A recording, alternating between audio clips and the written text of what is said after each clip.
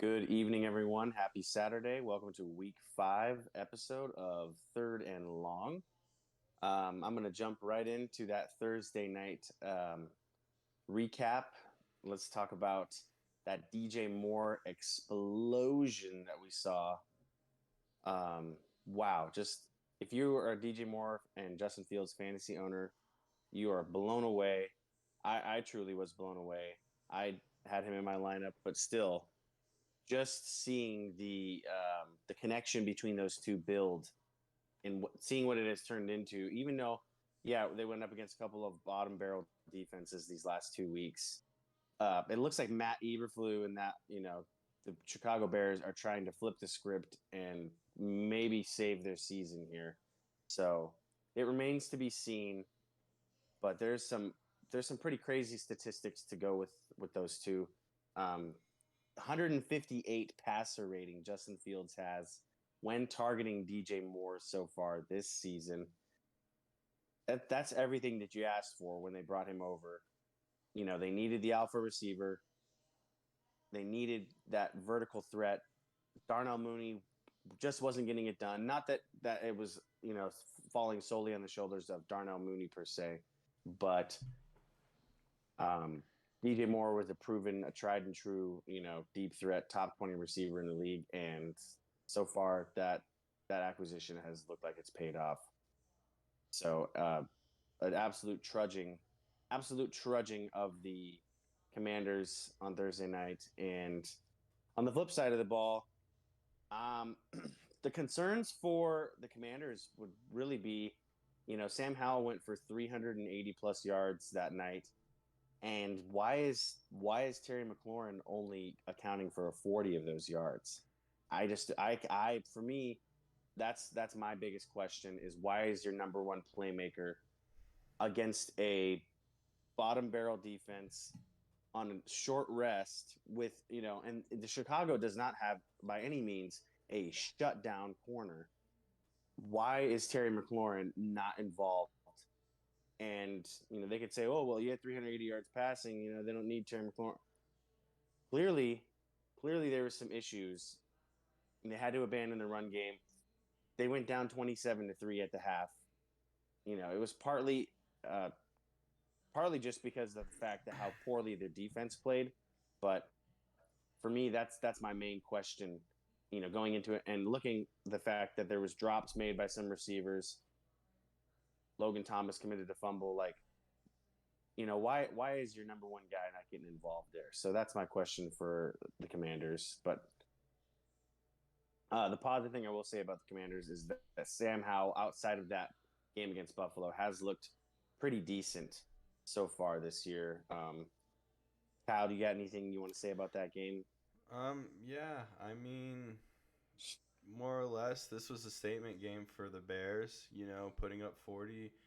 And, Washington is a team that their defense is okay. I wouldn't say they're great or anything. I mean, it was just a statement game from the Bears.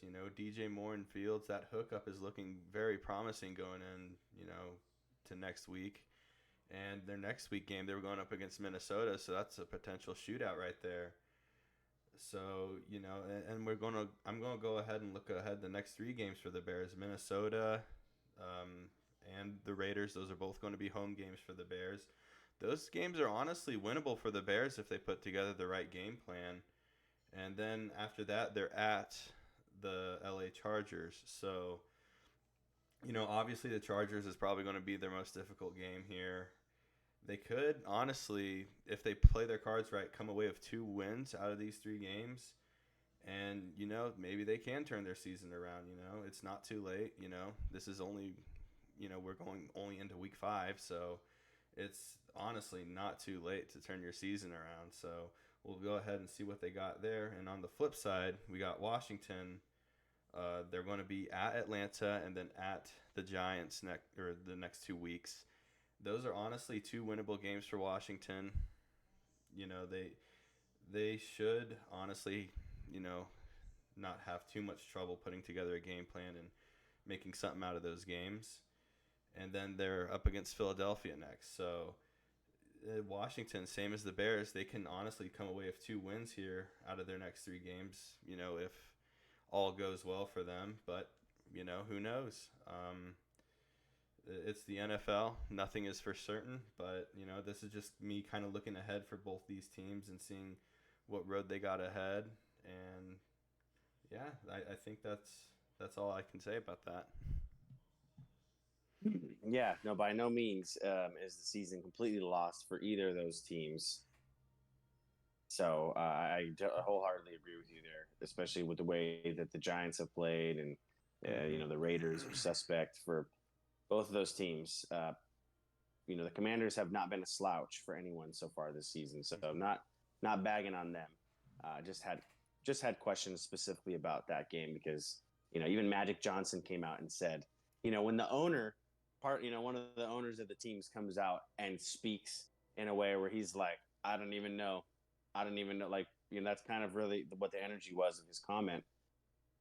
That's not a great sign. So, and if, depending on how the rest of the season goes for the Commanders, I would not be surprised to see Ron Rivera, looking for new work come end of the season or in the off season. So, anyway, let's jump right into the injury segment. Kyle, who's the first person that you are looking at to go into tomorrow? So the first injury, and this came out about an hour ago, we got Jahmyr Gibbs, who has been listed as doubtful with a hamstring injury. I suspect this has been recently a sustained injury for Jahmyr Gibbs, and it's a shame because with my fantasy team, I have both, Amon-Ra and Jahmyr Gibbs, which, it's not looking too good for me, and I'm sure I'm not the only one who's bought into the Lions offense. This week is just going to be tough for you guys, so I'm really feeling the burn with that one, and it's going to be the David Montgomery show for this upcoming game for the Lions. And if you have David Montgomery, congratulations. You're going to see an increased workload there. Yeah, they rode him to victory last week, and I wouldn't be surprised if they're going to have to do it again and really put the ball in Jared Goff's hands. So against this Panthers team that the defense is sneaky good over there. First thing I want to go into and talk about before I talk about the 2 injuries that I'm looking at today. Jonathan Taylor, fantasy owners, congratulations. It's looking like he is going to play this week, and even for Colts fans and just football fans in general. Running backs, congratulations, Jonathan Taylor signing the 3-year, $42 million extension there with 26.5 guaranteed, makes him the second highest paid running back in the NFL. That's just huge. Obviously, going into this season, there was this turmoil there for both sides. It wasn't looking good for JT, wasn't looking good for his agent, wasn't looking good for Colts fans and Jim Irsay, with just the way that situation kind of blew up. And obviously the press did its part to, make more out of it than what it was. It was, I guess frustration is I think the main cause of all these running backs, seeing how viable that position is and how easily, someone's career can be flipped upside down. They want to get compensated for the risk they're taking, which is understandable, but there is, there's understanding and there's risk on both sides of the ball. So, but I'm a Colts fan, and I'm excited about it. I definitely want Jonathan Taylor to remain a Colt, and I think it's huge for in the future for Anthony Richardson. I think that's going to help open things up for that offense. It's definitely. I mean, he's the kind of guy who can, even if you just flip him the ball for a quick screen pass, he can just house it. So I'm super excited for that. That news just came out this morning. So. Kyle, what's your next person we're going to talk about here? All right, so I got some good news as well. Cooper Kupp has risen from the dead. He is going to be playing this week, and fantasy owners who've bought into Kupp, even despite, the injury status that he had taken on. Maybe you grabbed him in the second or third round and just wanted to stash him for future reference. There you go. I mean, Cooper Kupp is back. He's fully healthy. He's expected to play this game. I haven't seen anywhere that they're going to limit his snap count or anything like that, so he must be fully good to go. And there you go, Rams fans and owners of Cooper Kupp. He's going to have an interesting matchup against the Eagles, but I still think he's going to be productive in that game. And it should be a good game, honestly, against the Eagles. That's going to be a really interesting one. But with that said, congrats, guys. Cooper Kupp's back. Yeah, no, it's going to be interesting to see if they put him on a snap count or anything like that for this first matchup with the Eagles coming to town. So definitely will have his work cut out for him. Right. But if I know someone in our league has Jonathan Taylor and Cooper Kupp on their team. So you're definitely feeling relieved that you can put both of those guys in your lineup, and going forward, hopefully they can start to carry your team. As they definitely can. Next person I'm going to talk about is Amon-Ra is doubtful this week. And it's the kind of doubtful where I think that at this point they may as well just rule him out.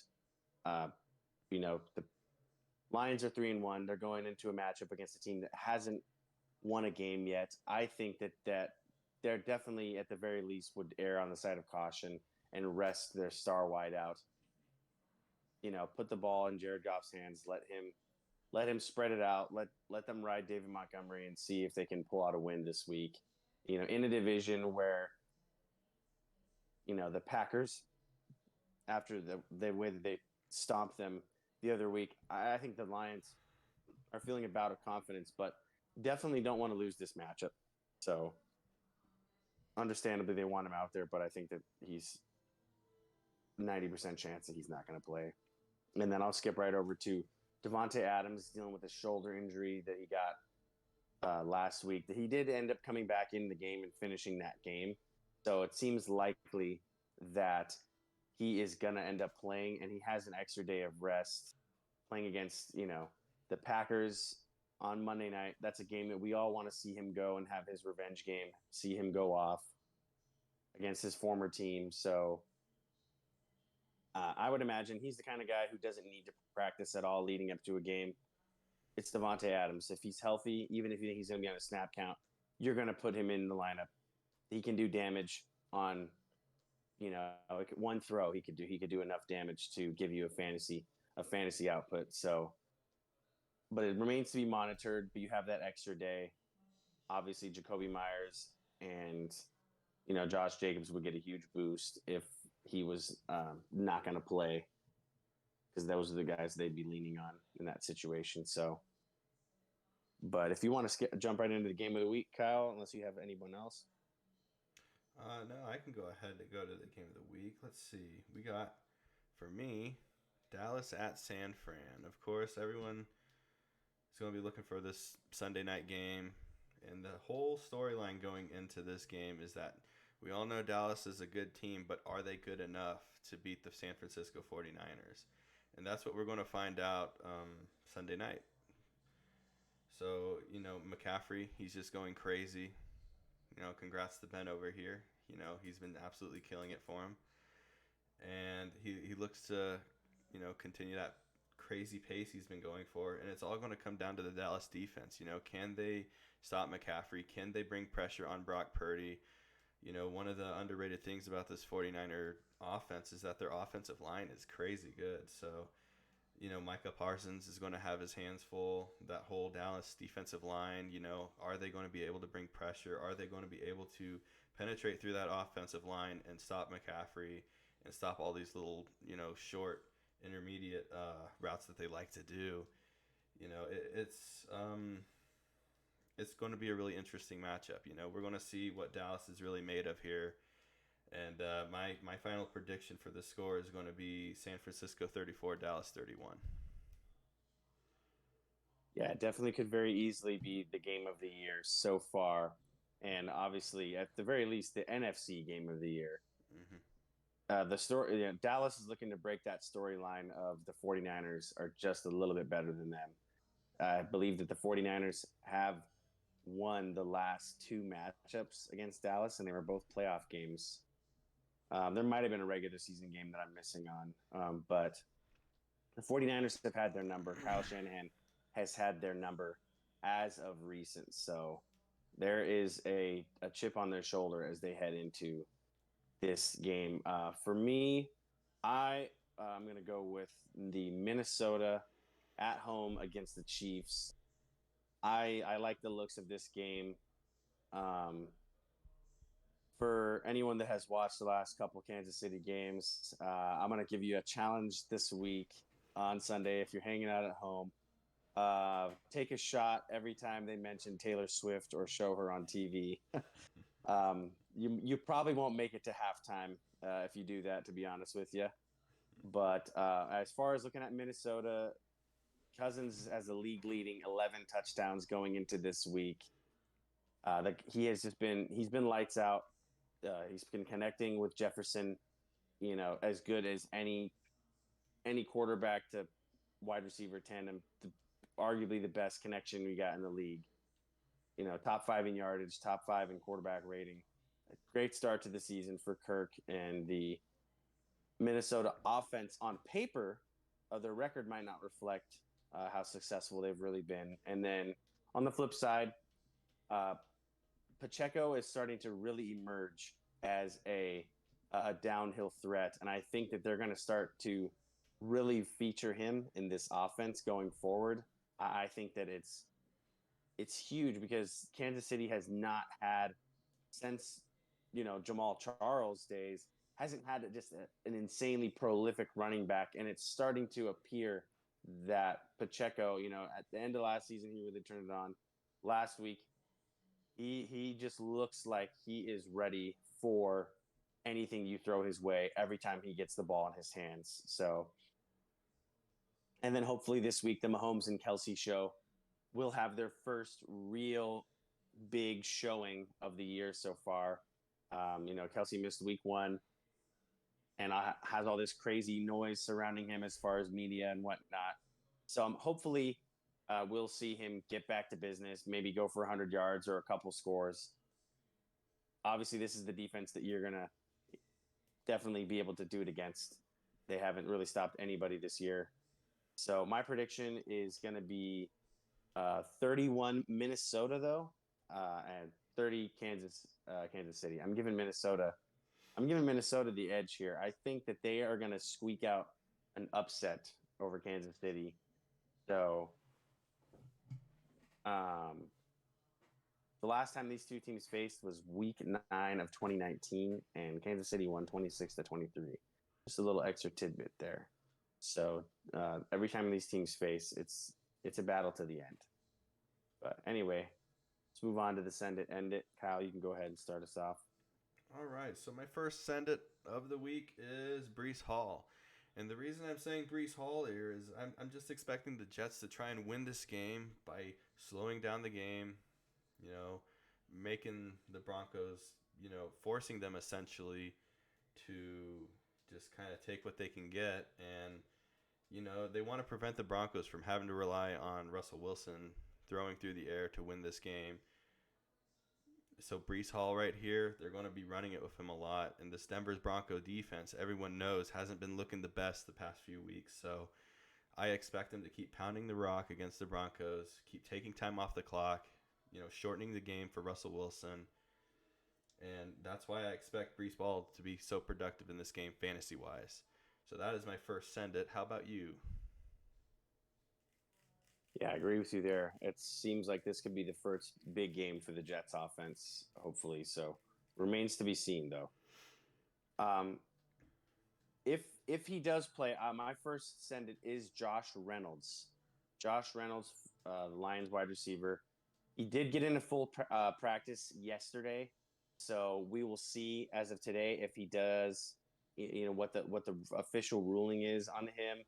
But if Josh Reynolds does play, I think that he can be in line for a big game. Obviously, with Amon-Ra out, Jamison Williams is supposed to come back this week, but he's questionable still. Obviously, it's not injury related, but they don't know if he's going to be ready to come back this week. So it's starting to look like that Josh Reynolds could be in line for the number one wide receiver duties this week against the Panthers defense that has its moments, but as a whole, they're 0-4. Like that's been mostly because of the offense, but the defense has played its part in that as well. I think that Josh Reynolds could easily see a good PPR game here. Might not blow up, but could be, they have that special connection. Him and Jared Goff do, obviously leading back to their times in the Rams. So it remains to be seen, but I think that it looks like a good, if you don't have a lot of other options or if you have him as a possible flex this week, I think it's a good matchup for him. And my second one, Matt Stafford. I'm fully sending it this week on Matt Stafford. Obviously, the return of Cooper Kupp will bode well for him, and he has succeeded so far without Kupp. So I mean, it seems like the possibilities are endless here. Even though they got Philadelphia coming to town, no slouch of a defense there, and I think that with the game script and the matchup, he should be having to throw all game. Sean McVay is going to put the ball in his hands. Stafford is averaging over 40 attempts per game this season. He's leading the league coming into this week in attempts. So, at the very least, volume wise, Stafford is going to be slinging it. He's going to be slinging it. And he is top 5 in yardage. Obviously, he has turned, young guys like Puka into superstars, bona fide superstars here. So, I just can't see a reason why you wouldn't want to go with Stafford this week if he's on your team.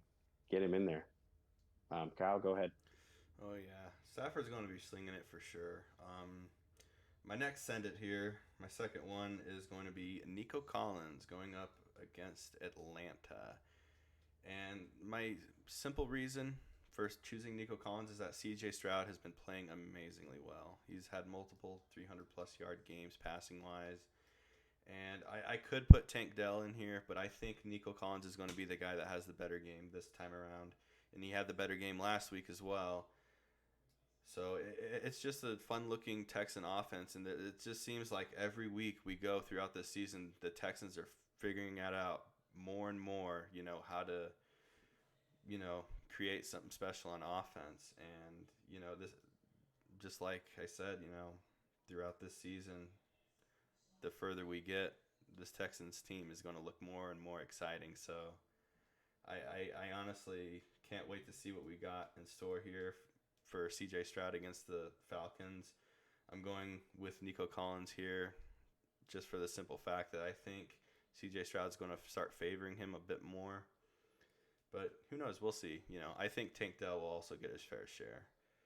So there's that. And I'm also going to say my last send it will be Jake Ferguson going up against San Fran. This tight end for the Cowboys, he's been playing consistent, and we live in a world where tight ends are, they're really scarce, in terms of fantasy production. So Jake Ferguson, hopefully you picked him up off of waivers in the last couple weeks maybe. If not, if he's still available, definitely get him because he's looking promising. I would start him up against San Fran and, expect at least, 10 or so points from him because he's been playing good lately.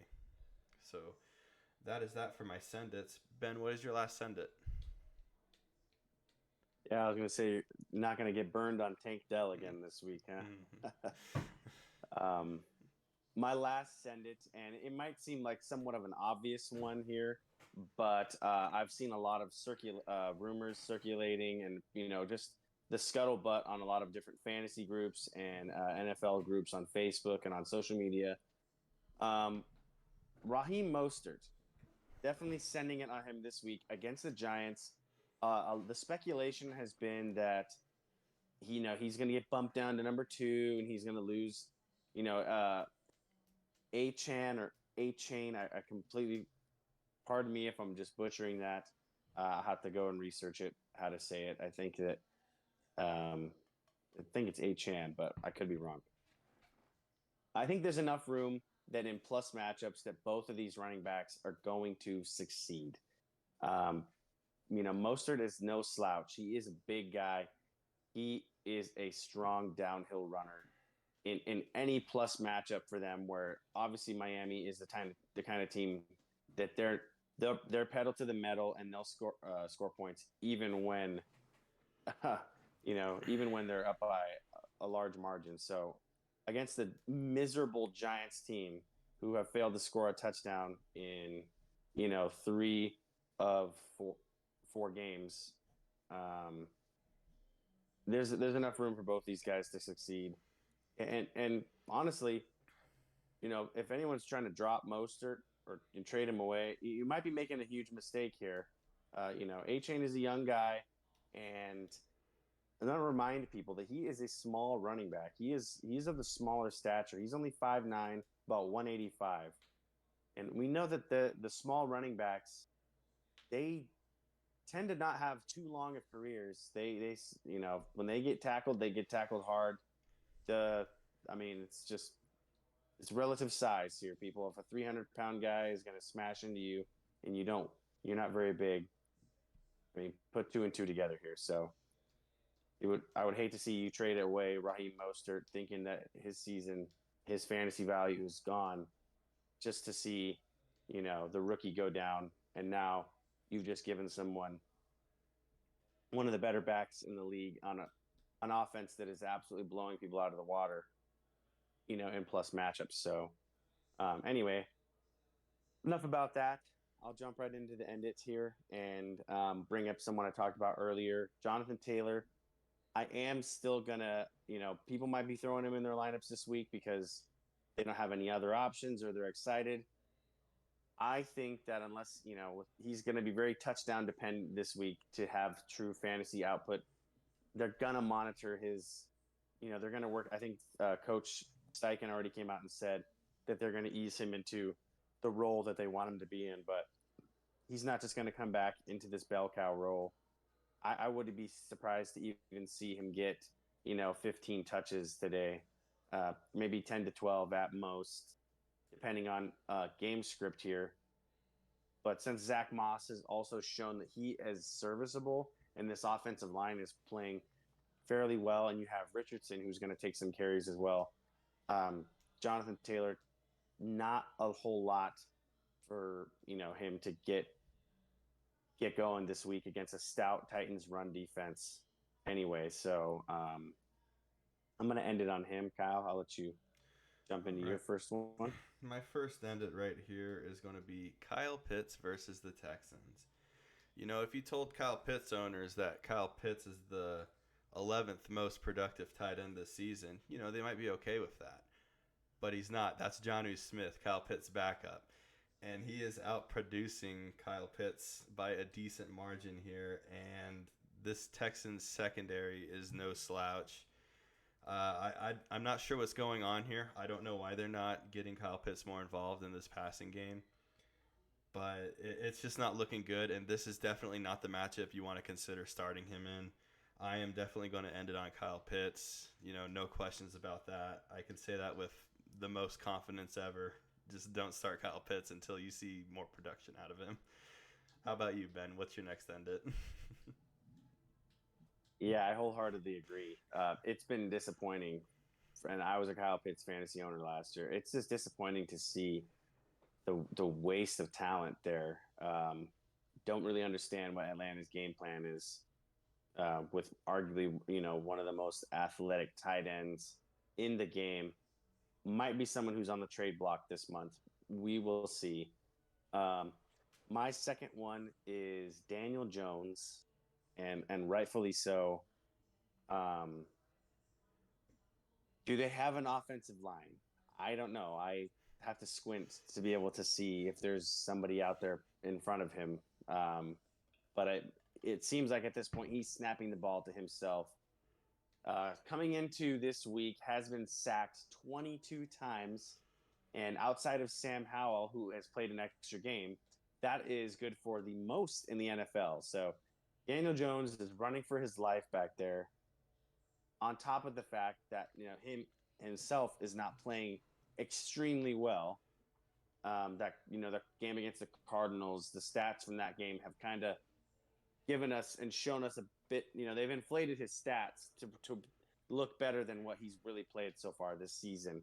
Saquon Barkley might not play again this week as well, so the Giants without Saquon are a sinking ship, and I mean, like I said, Daniel Jones is just not playing amazingly. He has league leading 6 interceptions as well. I didn't even go bother to look at how many fumbles he's had just after I saw that stat. And yeah, he does not have a touchdown in 3 of 4 games this year. So outside of that fluky comeback against, what was everyone expected to be a bottom 3 team going into the season, the Giants are not so giant. Let's just put it that way. They're not so giant this year.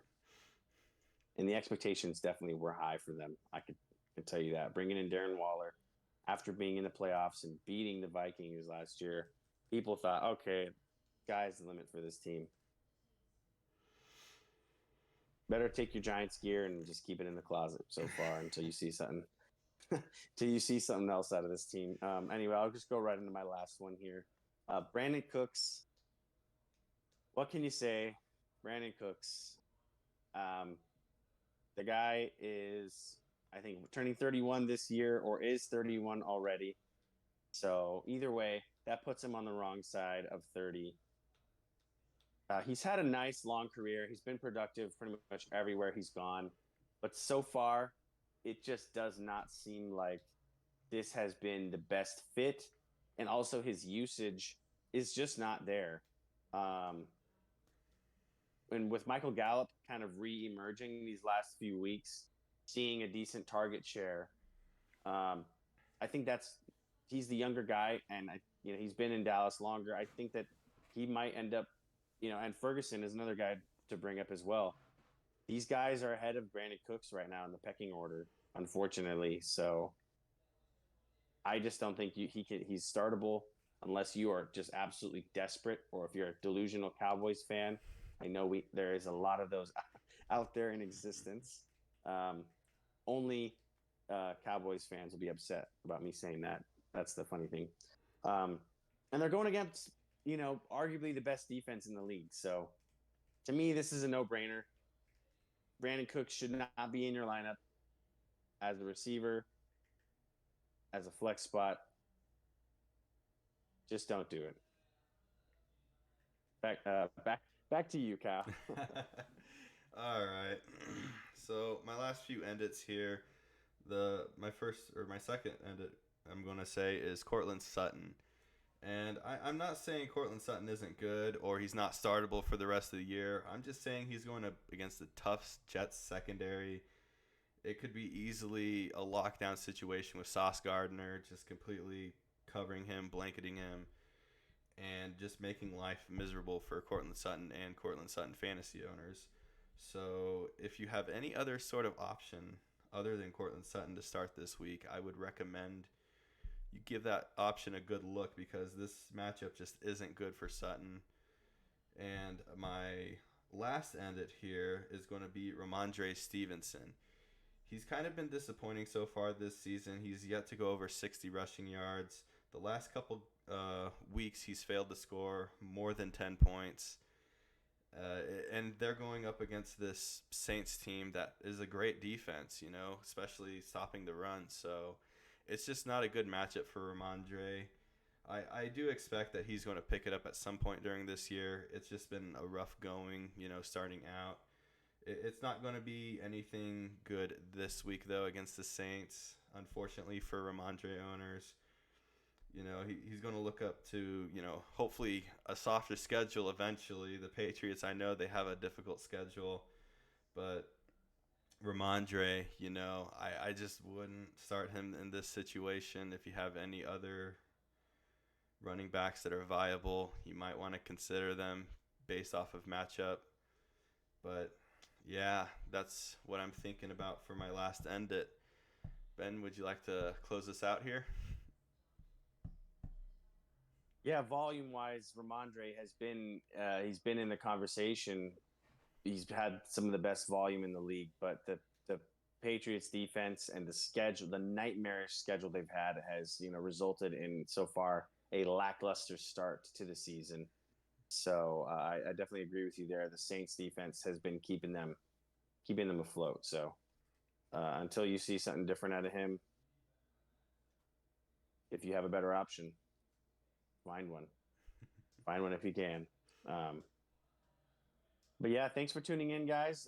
We appreciate you being here. Appreciate all your support. If you haven't had a chance, go and follow us on Instagram, like our YouTube. Go and support us for little as $3 a month on Patreon. Check out our merchandise. There's links on Patreon, on Instagram. Um, you know, so do what you can to support your boys here. We're going to be back later tonight.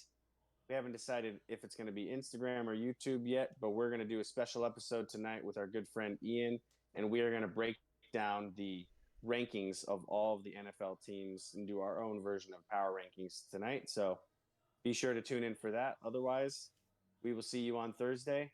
Good luck in your matchups this week.